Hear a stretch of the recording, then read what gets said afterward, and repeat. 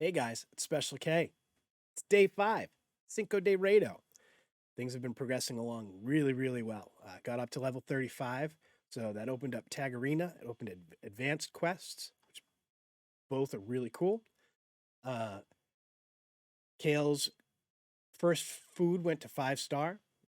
Got the other 4 ready, waiting to go, and starting to work on their food. And made a ton of progress yesterday in campaign. Um, Brutal's done. Brutal's done. I can start farming. Just really going to change things around. Once you can get 12-3 and do it with just the one champ and feed three other champs, you're good to go. Right now though, I'm actually farming 6-6 because I'm hoping I can get some 5-star speed boots, even if they're junk, even if they're white, with and end up with terrible stats. Having that 40 speed is going to make a huge difference. I didn't get as far as I wanted to in campaign because I ended up finishing up hard. Got 252 stars on hard because of what was announced. There's a 10x this weekend on Ancient Sacreds and Voids, and all the champs are block debuff champs. Here's a list of who's going on 10x. All right, you've got Mausoleum Mage, right? Amazing champ. Decreased speed on his A1, 50% chance, which isn't is great for an A1. Increased crit rate and big increased defense on all allies for 2 turns on a 3-turn cooldown, and puts block buffs up for 1 turn. Then on his A3, strips all the debuffs, heals allies 10% of this champ's max HP, which, if you build them with high HP, it's going to be good.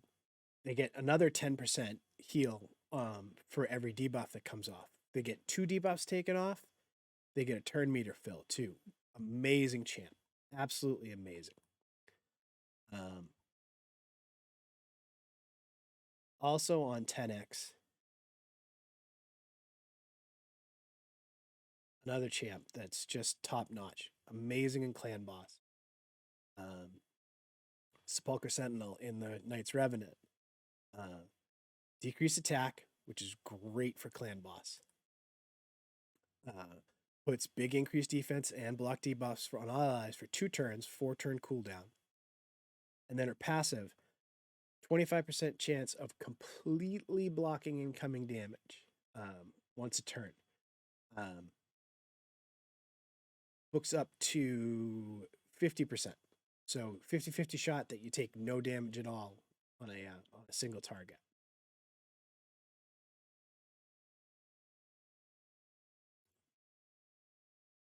Also have in Lizardmen, Oregon the Crowned,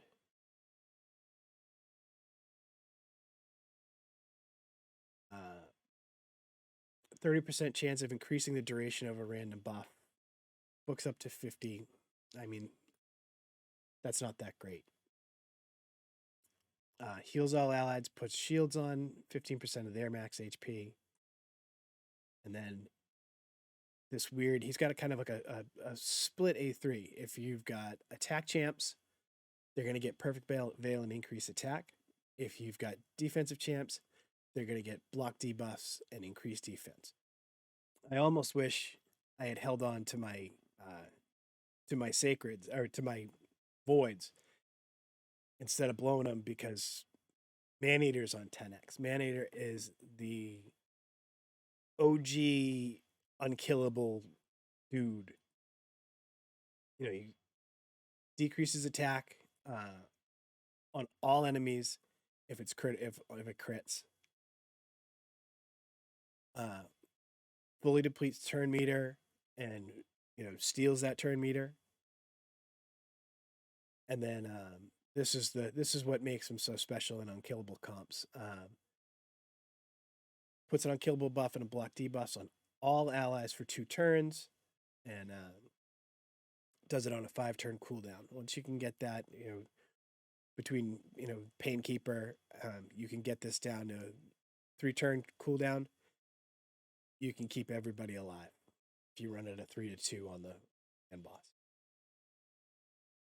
There are some legendaries too that are in the mix. One is actually the most recent legendary that I got on my main account, Elva Autumnborn, is an amazing champ. Really looking forward to using her more. Places a 15% continuous heal for 2 turns on the ally with the lowest HP. Every single turn. 75% books to 100% chance of removing all debuffs, places block debuffs, and an increased speed on all allies. That's the big increased speed too. She's got a single target revive, 40% HP and 50% turn meter, then puts a 60% increased def on buff on, and a 50% increase attack buff on. And then her passive, which is kind of Siphy-esque, heals every ally 10% of their max HP at the start of their turn. Then places a perfect veil buff on the ally with the lowest HP at the end of this champ's turn. One of the things that I really like about her is if you get this A2 booked up, the extra revive is nice, but I mean, if you need to turn back to around to revive in 3 turns, something's wrong. And then this one's all just damage. So, if you can slide all those books and you get lucky and they slide into that A2, you might be good. And then she has all speed in all battles by 19%.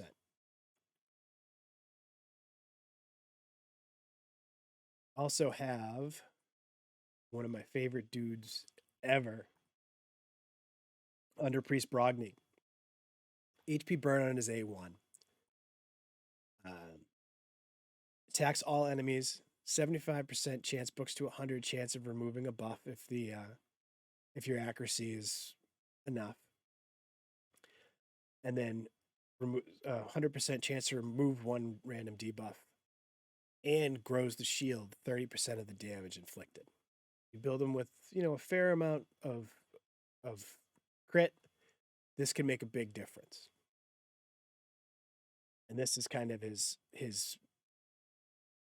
coup de grace, his resilient glow. Puts a block debuff and an increased attack on all allies, and then places a shield equal to 30% of this champ's max HP. So high HP, you get a big shield out of them. And the shield's protected. It can't be removed. So you go up against a Kymar, you go up against a Ceres, that buff strip comes out, it's not going away. Amazing. Whenever that shield's up, or any shield is up, his passive heals them by 25% of the damage to the shield, and then reflects 25% of the damage inflicted on the shield back to the attacker. So it's almost like a reflect damage as long as the shield's up. Amazing. Really comes in huge. It's similar to like how Geo has it, where the damage comes in and then the damage goes out. It's really good.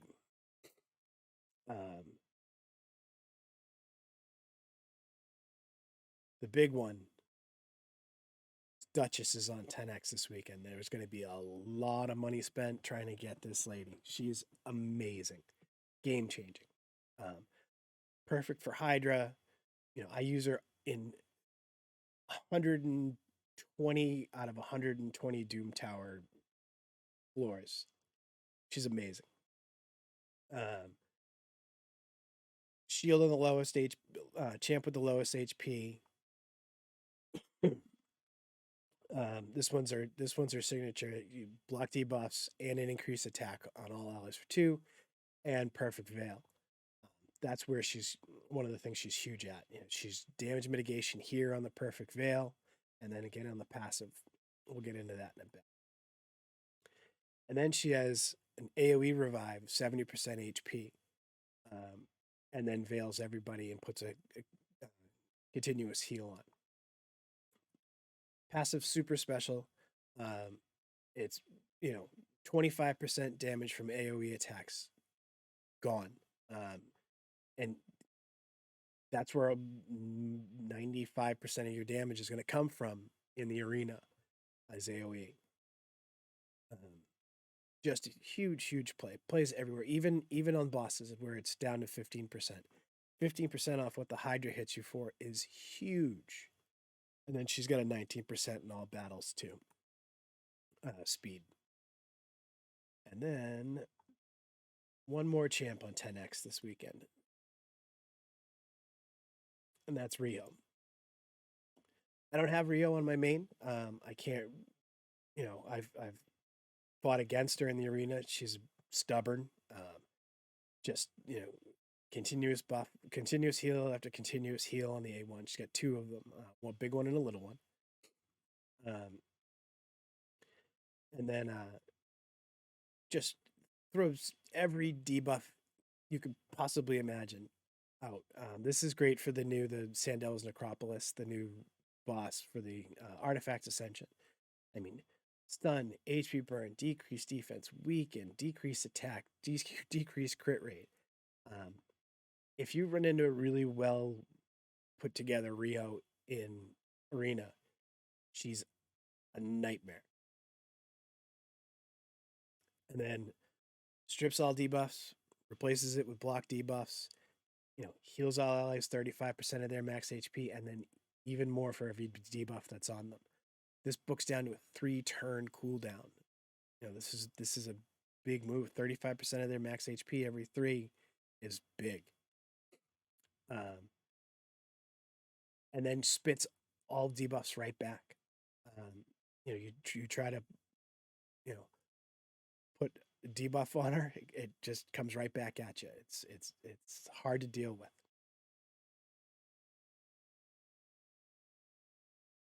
Yeah, so that's why I ended up kind of detouring my way through getting hard done, is so that I could get myself a sacred shard. The chances don't get any better of getting a legendary on 10x. It's not 2x. It's the chances are still the same. You still have a 6% chance of pulling a legendary and a 94% chance of pulling an epic. But any of those epics are going to help me. Mausoleum Mage and Sepulcher would be huge for my account right now. So I'm happy to take it. If it was Elva, Brogni, or Duchess, that would be game changing. Pulling a Duchess a weekend or a Brogni a weekend would just absolutely change everything. And I need it because my ancient luck is so bad right now. I started off so good, pulled Hillier on my first ancient. Ever since then, man, things are just bad. I haven't pulled a single epic yet from ancient shards. Went, hog-wild and got the one, for the legendary, and then it's just been rares after that. So I'm, at least with a sacred shard, I can't get a rare out of it. I'm going to get an epic out of it. So that'll be helpful. Let's see. Moving up in the missions, got through section 1. I'm a quarter of the way through the second set of missions, and these ones aren't as bad. I feel like the first set of missions are harder to do than the second set, if that makes any sense. I was able to get Deke up over 3 stars, and I got War Priest up over 3 stars. So she's going to do more heal. She's going to heal everybody 10% of their max HP when she goes to do the 20% heal. And then Deke got his extra turn on his A3. So he's going to fill their, drop their turn meter, fill my turn meter, and take an extra turn, and then most likely do the decreased defense. That's 100% chance, assuming it passes the accuracy test. Clan Boss made some big gains there too. I also I bought I bought masteries for Kale and ran him, more or less like a Clan Boss. So I can one key easy now, and then for normal, it looks like I'm all set up to 3 key. I mean the affinity's right because it's spirit and Kale's magic, but I should be able to do 4.5 right now on so that will give me a 1 key and a 3 key, so I'll get 4 chests once we start dropping normal completely.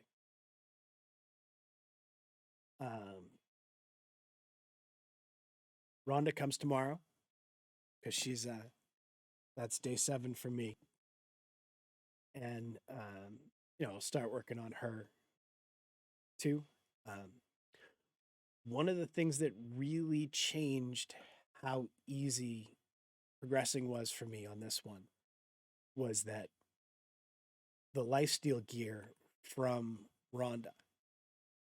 I put it all on Kale, and I probably got a little lucky on some of it. I was able to pull crit rate gloves, attack percent, and speed boots, and then some nice rolls in crit. Where he's not fast, but he's doing damage. He's over 100% crit. And hopefully, we land a crit damage amulet. Will make even more difference. But yeah, I'm super psyched with how he's going right now. And that lifesteal gear really changed everything. So when you're going through, look at it and be like, can I put that set together on somebody? It might work out.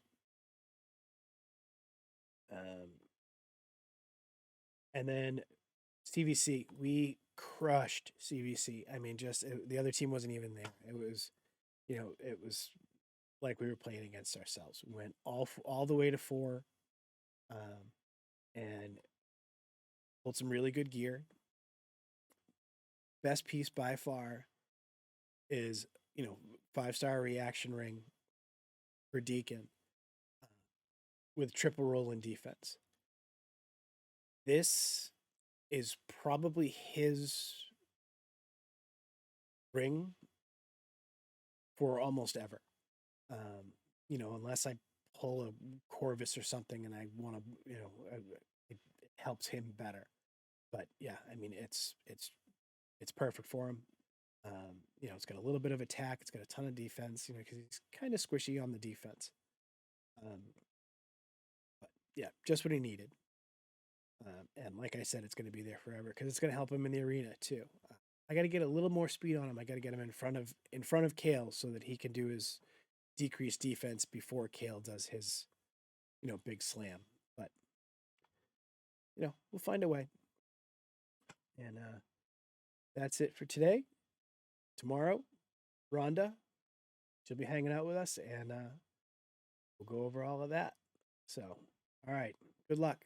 Where are you guys at? Let me know in the comments. Tell me what you're struggling with. Maybe it's something I know about and I can give you a quick hand.